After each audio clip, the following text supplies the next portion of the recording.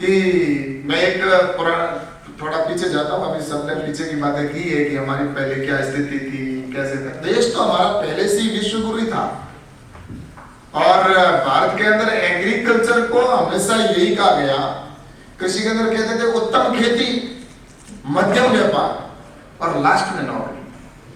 सबसे पहले खेती थी और उसके बाद में लोग व्यापार को महत्व देते थे और सबसे लास्ट में कहते थे नौकरी करना। उसको सबको मैं नहीं कहूंगा, कुछ लोग तो कहावत के अंदर ये कहते हैं उत्तम खेती, मध्यम व्यापार, बीच नौकरी। ये था पहले, लेकिन लास्ट नौकरी। मेरा कहना का ये पहले कोई कहावत बनी है, कोई ऐसा नहीं है, लेकिन अंतिम में नौकरी था, उत्तम खेती थी। लेकिन धीरे धीरे हमारे ऐसा स्थिति बनी कि हमारे युवा साथी उन्होंने खेती को छोड़ना शुरू किया और नौकरी की ओर जाने लगे। अभी भाई साहब ने भी पहले यही कहा, सबने यही विषय है कि हमें अपना खुद का रोजगार स्थापित करना, हमें खुद को खेती के अंदर कैसे आगे बढ़ना। तो ये खेती हमारी प्रारंभ से ही उत्तम खेती थी। और एज रेशियो को भी जैसे अभी बताया गया कि एज के अंदर जहां तक पहले 45 साल की उम्र के अंदर आदमी आता और दुनिया से चला जाता, लेकिन अभी 70 तक पहुंचे हैं। लेकिन हमारे देश के अंदर तो कहते हैं घी दूध की नदियां बहती थी। तो घी दूध की नदियां बहने का मतलब रोज जमीन के ऊपर नदी नहीं चलती थी कि दूध की नदी चल रही, घी की नदी चल रही, लेकिन हर घर में पशुपालन होता था। प्रत्येक घर के अंदर बच्चों को दूध पीने के लिए कोई कमी नहीं होती थी, घी खाने के लिए कोई कमी नहीं होती थी। बच्चे जब पैदा होते उसी समय से शुद्ध आहार ही लेते थे और इसकी वजह से वो पौष्टिक आहार खाया करते थे। और पौष्टिक आहार खाने की वजह से उनकी उम्र कोई ये नहीं कि सिर्फ अभी तो 70 पे हम पहुंचे। हमारे पूर्वजों को कहते हैं कि उनकी उम्र तो किसी की 1000 साल तक भी जिए, 500 साल भी जिए, फिर धीरे धीरे घटते घटते घटते नीचे आए। लेकिन हमें वापस उस दिशा में जाना तो शुद्ध आहार लेना जरूरी है।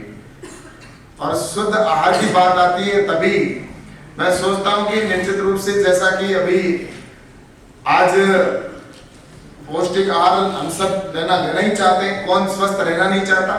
और स्वास्थ्य की वजह से ही हमने आज जैसा शुद्ध आहार प्रारंभ हुआ है जब से अगर खाना, तो मैं सोचता हूँ उम्र में भी उसका असर पड़ा है और आगे भी अच्छा होगा।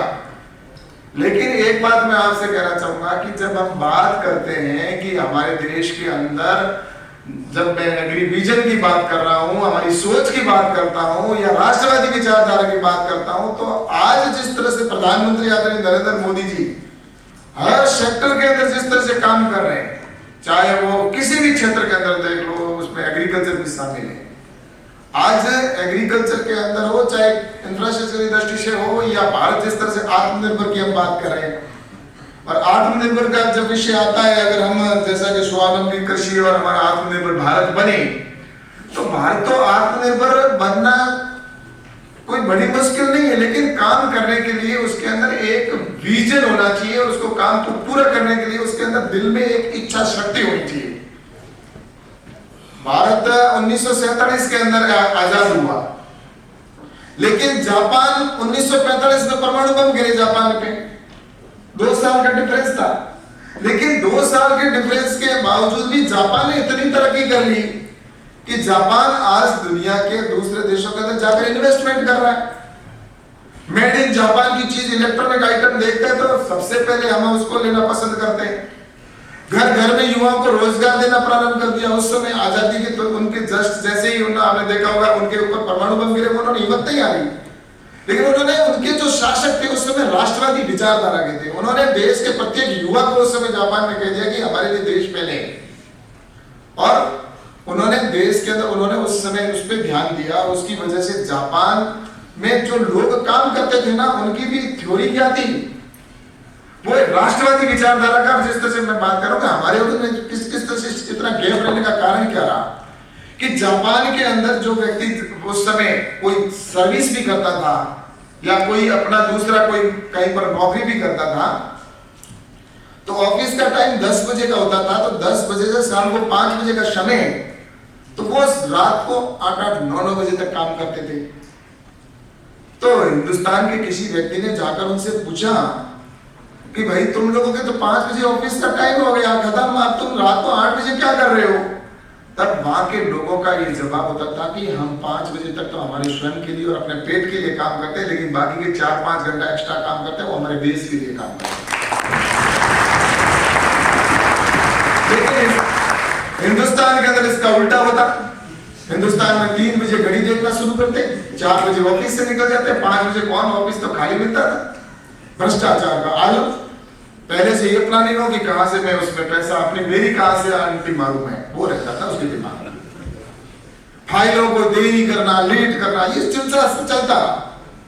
इसकी वजह से जापान ने तो तरक्की करके आज हम हमारे यहाँ पर बुलेट ट्रेन के अंदर आप देख रहे हो, पानी के अंदर भी कुछ प्रोजेक्ट है जहां पर वो जायका योजना के अंदर आकर पैसा दे रहे, पारदर्शी में काम कर रहे हैं। तो जापान ने इतनी तरक्की कर ली, और जापान के अंदर ऐसा नहीं है कि वहां पर सब एकदम स्वर्ग जैसा स्थिति, वहां कोई कभी विरोध होता नहीं था, लेकिन वहां पर भी अपनी मांगों को मनवाने के लिए लोग अपना आंदोलन करते थे। यहाँ पर भी आंदोलन करते हैं, यहाँ तो चाहे आज हर विषय पे आंदोलन शुरू कर देंगे। अभी विषय आया किसान आंदोलन का, देश का नुकसान हो भला हो उससे उनको कोई मतलब नहीं है। उनका तो एक ही उद्देश्य है, हमारी राजनीतिक रोटियां कैसे सीखे, हमारे को पॉलिटिक्स में कैसे फायदा मिले, कैसे हम उस जगह पर पहुंचे, उसके लिए चाहे देश का कितना भी बड़ा नुकसान हो जाए उसकी उनको चिंता नहीं रहती। जापान के अंदर भी ऐसे उस समय होता था, आंदोलन करते थे अपनी मांगे मनवाने के लिए, मजदूर हो चाहे व्यक्ति हो करते थे, और पर उनका करने का तरीका अलग होता था। वो जो मांग अगर अपनी मांग को बनवाना होता था तो भी उसके अंदर वो उसमें उनको समय भी देते थे। और उसके बाद में जैसे मैं एक उदाहरण देना चाहता हूं, अगर कोई जूते बनाने वाली कंपनी है, जूते बनाने वाली कंपनी है, तो उसके लेबर आंदोलन करते अपनी मांगों को लेकर कंपनी के सामने कहते थे कि हमारी मांगें पूरी होनी चाहिए। वो प्रोडक्शन नहीं रोकते थे, वो प्रोडक्शन नहीं कभी नहीं रोकते। वो उस प्रोडक्शन में 2 जूते बनाने, एक जूता बनाना थे, दूसरा जूते का प्रोडक्शन रोक देते, लेकिन एक चलता रहता, बाएं पैर का जूता, बाएं पैर का जूता बनाते जाते, लेबर काम कर रही है, लेकिन कह रही राइट हैंड का जूता तभी बनाएंगे जब हमारी मांग पूरी होगी। और जैसे उनकी मांगें पूरी होती, राइट हैंड का प्रोडक्ट वो जूता बनाना शुरू करते, प्रोडक्शन सेल हो गया, प्रोडक्शन भी नहीं रुका और काम भी, देश की गति नहीं रुकी। तो इस तरह से वो काम करते थे। और हमारे यहाँ पर जैसे कम्युनिस्ट विचारधारा के लोग हो, चाहे विपक्ष, ऐसे कुछ लोग थे, उनकी एक मानसिकता थी, चाहे जो भी मजबूरी हो हमारी मांगें पूरी हो, जो भी तुम्हारी मजबूरी है, फैक्ट्री बंद हो रही है, तुम्हारे कर्म फूटे, कंपनी और सरकार के अगर नुकसान हो रहा है करोड़ों का, वो पैसा किसका है? और उसके साथ ही संपत्ति को नुकसान करना, सारा राष्ट्र की संपत्ति को ट्रेनें रुकवा देना, लेकिन तुम्हारी जो भी मजबूरी हो हमारी मांगें पूरी हो। लेकिन हमारे विचारधारा की बात कर रहा हूं मैं, राष्ट्रवादी विचारधारा, जो हमारे विद्यार्थियों का पहले आंदोलन होते थे, जो विद्यार्थी परिषद के स्टूडेंट है उनका आंदोलन आप अभी देख लो, दूसरे जो स्टूडेंट करते थे उनके वही नारे जो मैंने पहले कहे थे, मजबूरी चाहे तुम्हारी कुछ भी हो, देश की, सरकार की, किसी की भी। लेकिन अभी किसान आंदोलन भी करते हैं, तो हमारे इन्होंने भी अभी यही आंदोलन चलाया जिसमें उन्होंने कहा मजबूरी जो भी हो, लेकिन दूसरे जो अपने विचारधारा के लोग हैं वो कहते हैं देश के हम भंडार भरेंगे लेकिन कीमत पूरी लेंगे, हम भंडार भरेंगे कीमत लेंगे, ये तक सही है, लेकिन मजबूरी हो ये कौन सा तरीका था?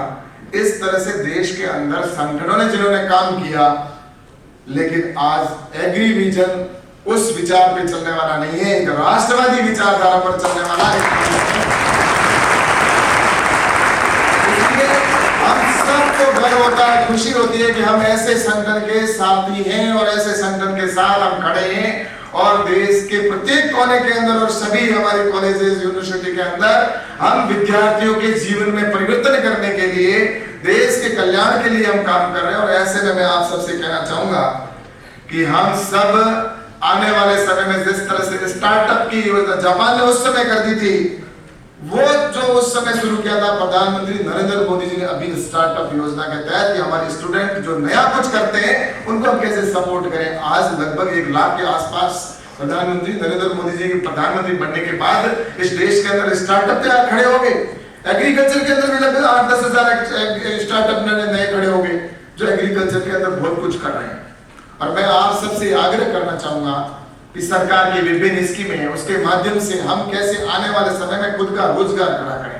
मैंने कहा ना, उत्तम खेती मध्यम व्यापार की जो पहले मैंने बात की, हम रोजगार लेने वाले कब तक बनते रहेंगे? मुझे बताओ, रोजगार लेना है, रोजगार लेना, मैं खुद का रोजगार देना चाहिए। हम खुद हम दूसरों से अलग कैसे हो सकते हैं?